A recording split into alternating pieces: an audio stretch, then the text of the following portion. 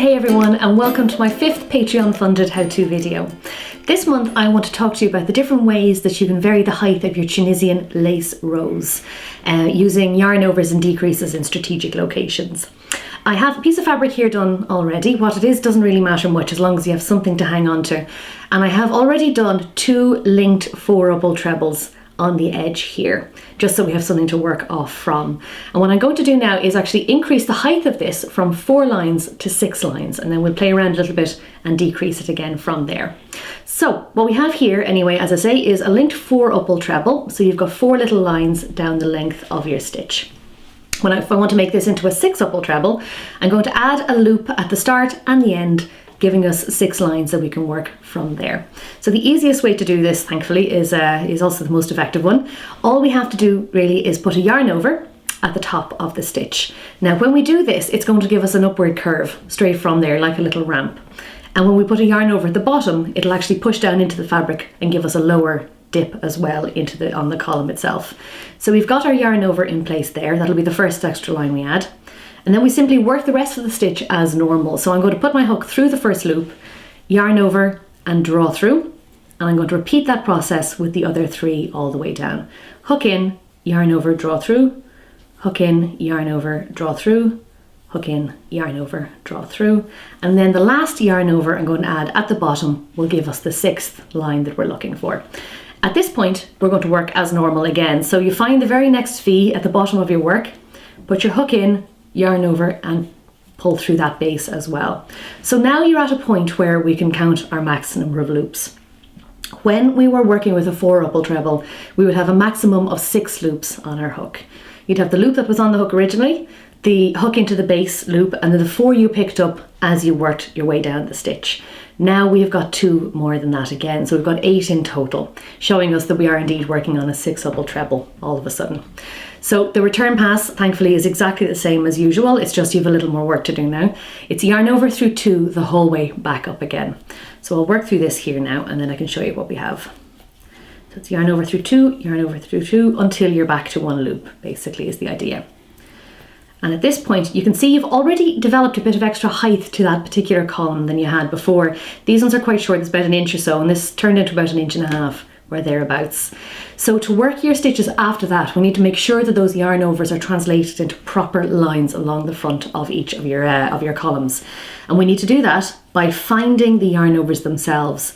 Now they should be fairly easy to see. They're quite clear usually, but if with your stitch, if you can't find it at the top of your work, the easiest thing to do is to locate the V right on top of the column you've just finished, hide it entirely, and then the yarn over itself should become a little clearer as a result with that taken out of the picture. So what I'm going to do here is pick up my yarn over at the start of my work, same as I would with a normal line. So hook in, yarn over and draw through. I'm going to pick up the other 4 stitches that are nice and clear there along the edge, the other 4 lines.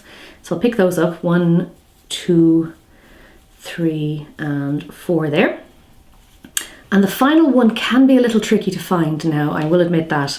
It is the diagonal in the bottom right corner, the bottom right corner there. But to be honest with you, any loop in that section will do just as well, so you don't have to worry too much about perfection. It'll pretty much look the same, whatever you do.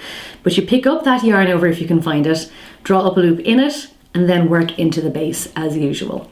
And this will indeed give you the 8 loops you expect at the downward pass of a 6-up treble like this. So we yarn over through 2 our whole way back up again, through 2, through 2, through 2. And at this point you should be able to see when this column, when you're finished working it, you should see all 6 lines now, very, very visible and very clear on your work. So you have translated a 4-up treble into a very, very credible 6-up treble there. Now there's one issue with this particular technique, and if you decide to finesse your work a little bit, this is what I'd suggest you do. Even if you're told to do a yarn over at the very bottom of your work like this, you tend to get a bit of a hole in it, and it can be quite big and it can be a bit distracting from the rest of the lace work if you're deliberately making lace out of any particular line of work, and this could be quite a big blotch at the bottom of your column. So what I would suggest, instead of actually just doing the yarn over at the base, is a little trick that I've devised since. So what I'm going to do is I'm going to work to the bottom of this stitch. I'm going to pick up all 6 loops and then I'll show you the little trick. So we get the second one, the third one here, fourth, 5th and 6th. And I'm going to turn this into a 7 up treble with, as I say, this little trick. Instead of adding yarn over at the base of your work and then working into the base, what I would suggest is that you draw up a loop using the base from the previous column. Now this may sound a bit tricky, but it really does work.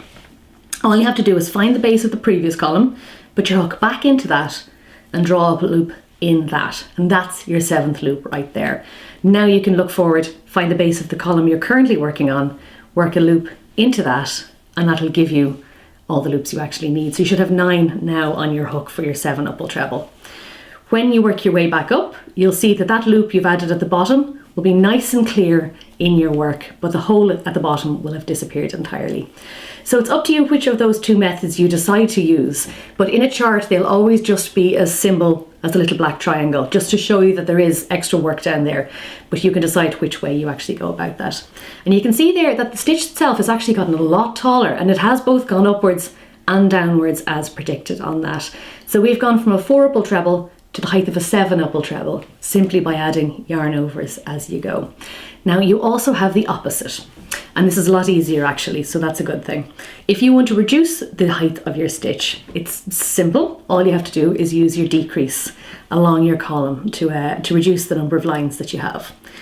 So it's very easy. All you have to do is pick up 2 lines anywhere on your work, yarn over and draw through both. And effectively what that does is it gives you a little fork in the road. You have turned 2 lines into 1, essentially. So you're reducing the number of lines that you have as you go. And we'll do one at the bottom as well, just to demonstrate. So I work my way down up to the last 2 lines at the bottom there that I have, and I'm going to work into those the same way. So I'll pick them both up, 1 and 2, pick them up together, yarn over and draw back through both. So once again, we're ending up with a little fork in the road. Work into the base as usual, yarn over and draw through, and then yarn over through 2 the whole way back up again, just like usual.